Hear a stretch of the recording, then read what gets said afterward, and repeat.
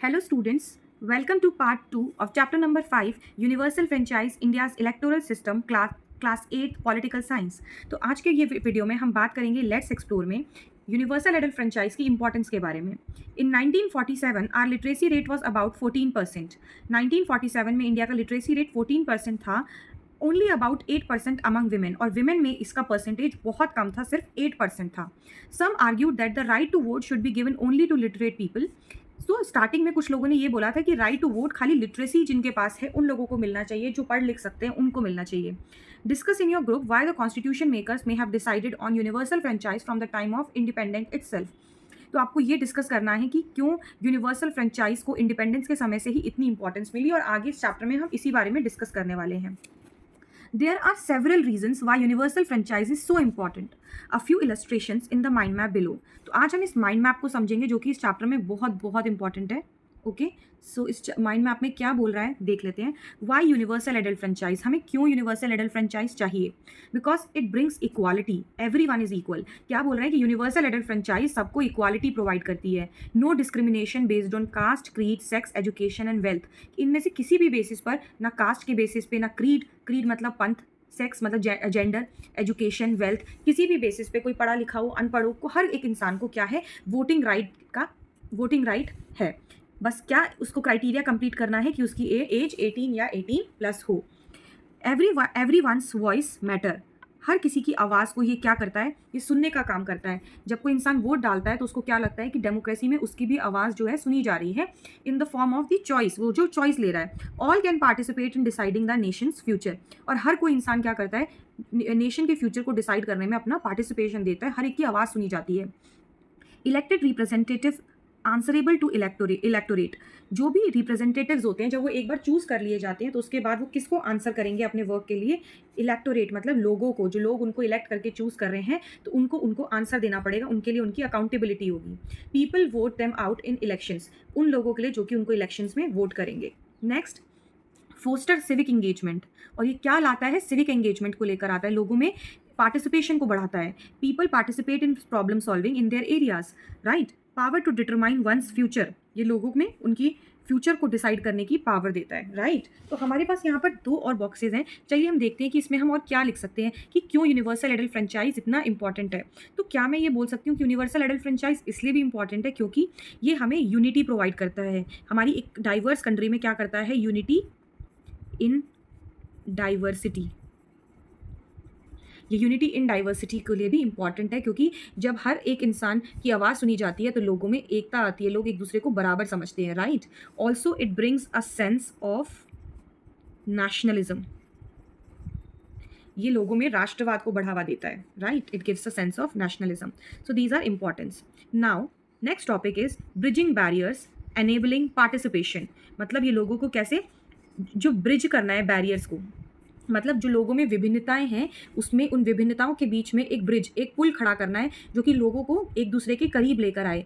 लोगों का पार्टिसिपेशन हम कैसे बढ़ा सकते हैं? यूनिवर्सल फ्रेंचाइज में, ठीक है। हम यूनिवर्सल फ्रेंचाइज में बोल तो देते हैं कि हर किसी को वोटिंग राइट मिलेगा, 18 ईयर से अबव जितनी भी बच्चों की एज है, जितने भी लोगों की एज है, उन सबको वोटिंग राइट मिलेगा।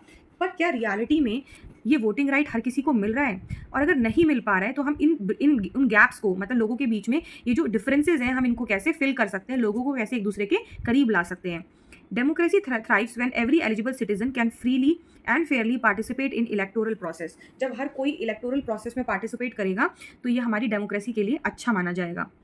Voting in elections is a powerful way for people to express their will, इससे लोग अपनी विल, अपनी इच्छा को सरकार के सामने रख पाएंगे। How does this takes place in India, पर ऐसा हम कैसे कर पाएंगे इंडिया में? India is a large and diverse complex country, India एक बहुत ही कॉम्प्लेक्स और बड़ी विभिन्नताओं से भरा हुआ देश है, राइट। सो पॉपुलेशन ऑफ इसकी जो पॉपुलेशन है is 15 times of the population of United kingdom, मतलब इतनी 15 गुना ज़्यादा पॉपुलेशन है हमारी किससे? यूके से। India is 6 time larger than France, 6 गुना हम फ्रांस से बड़े हैं। So geographic diversity is a challenge too, इसीलिए हमारी जो जोग्राफिकल डाइवर्सिटी है वो एक चैलेंज है, राइट। मतलब कोई लोग माउंटेन्स पे रहते हैं, कई प्लेन्स पे रहते हैं, तो ये सब क्या है? एक चैलेंज है। Thus elections in India needs to be organise taking this complexity into account, मतलब इन विभिन्नताओं को ध्यान में रखते हुए, इस जटिलता को ध्यान में रखते हुए हमें क्या करने होते हैं? भारत में इलेक्शंस, भारत की जो जो इलेक्शन प्रोसेस है उसको आगे बढ़ाना होता है, ठीक है। अब ये काम इंडिया में कौन करता है? इलेक्शन कमीशन ऑफ इंडिया करता है, ऑर्गेनाइजेज इलेक्शंस इन इंडिया, ये इंडिया में इलेक्शंस ऑर्गेनाइज करता है। The ECI has taken several innovative accessibility measures to remove barriers. ये जो जोग्राफिकल लेवल पे, मतलब माउंटेन्स लेवल, माउंटेन पे लोग नहीं जा पाते वोट करने, इन सब चीज़ों को या फिर हर एक क्षेत्र की जो अलग अलग कठिनाइयाँ हैं उनको दूर करने का काम कौन करता है, ताकि एक्सेसिबिलिटी मतलब सबकी पहुंच हो पाए। कहाँ तक हो पाए सबकी पहुंच? वोटिंग एरिया तक सबकी पहुंच हो पाए, सब अपने एक्सरसाइज कर पाएँ फ्रेंचाइज के राइट को, सब अपने वोटिंग राइट को पूरी तरीके से यूज़ कर पाएँ, to ensure no vote is left behind, ताकि एक भी वोट बर्बाद ना जाए, ठीक है। So electoral officials travel to remote locations, इसके लिए ये दूर से दूर एरियाज़ में जहाँ नक्सल क्षेत्र हैं या फिर कोई टेररिस्ट वाला एरिया है, हर जगह पे जाकर अपनी जान को जोखिम पर लगाकर क्या किया जाता है? वोटिंग बूथ्स पे जाया जाता है। Ensure every citizen exercise their democratic right. In 2024 for the first time the elderly people with disabilities, वो बूढ़े लोग जिनके साथ कोई डिसेबिलिटी है, जिनको कोई physical, could cast their vote from home, ये घर से अपने वोट डाल पाए थ्रू पोस्टल वोटिंग ऑप्शन। किसके थ्रू? पोस्टल सर्विस के थ्रू ये अपने वोट डाल पाए। And was available for specific category of voters, ये सिर्फ कुछ कैटेगरी ऑफ वोटर्स के लिए ही अवेलेबल था। असिस्टिव टेक्नोलॉजीज, नई technologies like Braille enable voters voter card, Braille enable voter card मतलब जिसमें जो ब्लाइंड होते हैं उनके लिए इजीली वो रीड कर पाएँ ऐसे फिंगर से टच करके, तो उस तरीके के voter cards. App based request for assistance including wheel chair, मतलब जो लोग चलने में असमर्थ हैं उनके लिए व्हील चेयर्स को घर में पहुंचाया जाए, और इसमें हम ऐप में डालकर अपने लिए व्हील चेयर रिक्वेस्ट कर सकते थे, और वोटिंग एरियाज़ पे इनके लिए रैंप बनवाए गए ताकि वो ईजिली वहाँ तक पहुँच सकें। तो इस तरीके से हम देख सकते हैं, यहाँ पर आपको ECI की वो वेबसाइट गिवन है, राइट, और आप इसमें जाकर देख सकते हैं कैसे ECI ने फैसिलिटेट किया है वोटर्स को, वोटर्स विद डिसेबिलिटीज़, जो वोटर्स एंड डिसेबिलिटीज़ के। चलिए यहाँ पर देखते हैं इस फोटोग्राफ में कैसे हमको दिखाया गया कि कैसे अलग अलग बूढ़े लोग जो हैं वो व्हील चेयर पर आकर अपना वोट कास्ट कर रहे हैं, ठीक है।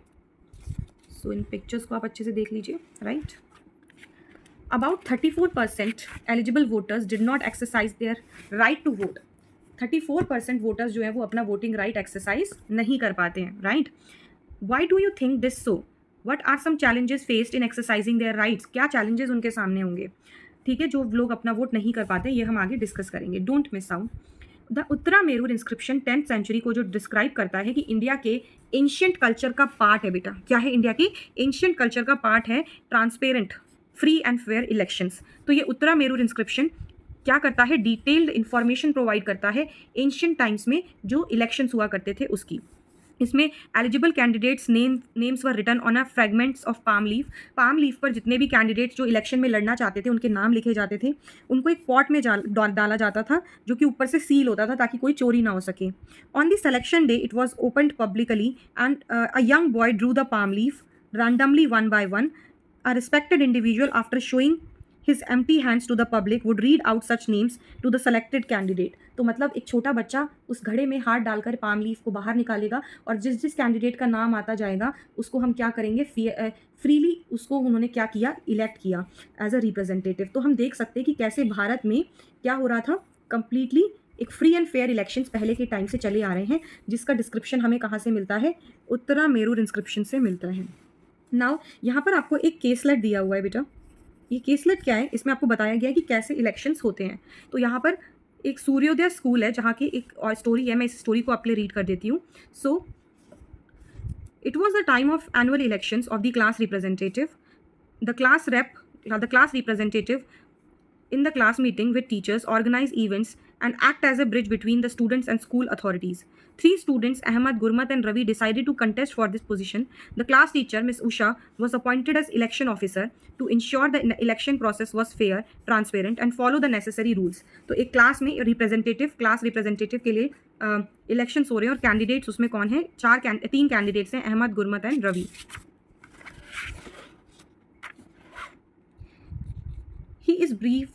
Here is a brief introduction of each candidate. Ahmad promised to improve the cleanliness. Gurmat interested in helping all classmates. Ravi wanted make more space for class timetable. For arts and curriculum के लिए वो ज़्यादा time table में ज़्यादा time चाहता था रवि। अब next step जो आता है वो आता है कैंपेनिंग का। The next step is belongs to campaigning.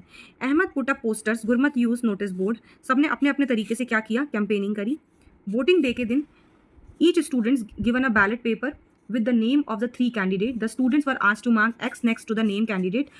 Okay, so Usha collected the ballot box and sealed it until the counting session. तो एक वोटिंग के बाद बैलेट बॉक्स को सील करके, and now the result day, after all 33 जो class में जो votes थे वो पड़े, miss Usha called Shiva from the next class to witness the counting process. One of the ballot papers were not marked, so it was declared invalid. So with the result, the Gurmat get the 12 votes, which is the maximum among Ahmad and Ravi, who got 8 and 10. तो गुरमत के सबसे ज़्यादा vote पड़ते हैं और वो class की representative बन जाती है. तो हम ये बोल सकते हैं कि गुरमत को 33 में से कितने वोट मिले? 12 वोट मिले, राइट. तो यहाँ पर हमने क्या जाना कि वोटिंग का जो प्रोसेस है वो कितना फ्री एंड फेयर तरीके से होना चाहिए. हर किसी को अपने वोट के लिए कैंपेनिंग करने की छूट होनी चाहिए, right. Imagine if a student do not want to vote a candidate, right. अगर हम किसी भी कैंडिडेट को वोट ना करना चाहें इलेक्शंस में, तो इसके लिए क्या होता है, हमारे पास एक ऑप्शन होता है, नोटा का option, none of the above का ऑप्शन होता है. This option allow voters to reject all candidates if they are not satisfied with any of them. तो नोटा का मतलब है आप ऊपर दिए गए किसी भी कैंडिडेट को, नॉट ऑफ द अबव मतलब ऊपर दिए गए किसी भी कैंडिडेट को आप वोट नहीं करना चाहते हैं, तो उसके लिए नोटा को प्रेस किया जाता है और आपका वोट जो होता है वो निल हो जाता है, मतलब आपने किसी को भी वोट नहीं किया हो जाता है, राइट. तो चलते हैं नेक्स्ट. तो बेटा हमारा नेक्स्ट टॉपिक होने वाला है the role of election commission of India, जिसे हम नेक्स्ट वीडियो में पूरा स्टार्ट करेंगे. ये इस चैप्टर का सबसे इंपॉर्टेंट वीडियो होने वाला है, इलेक्शन कमीशन का रोल. तो अगर अभी तक आपने मेरे चैनल को सब्सक्राइब नहीं किया है तो जरूर से चैनल सब्सक्राइब कर लीजिए, वीडियो को लाइक करना मत भूलना और मुझे कॉमेंट करके बताना कि आपको मेरे लेक्चर्स कितने अच्छे लग रहे हैं.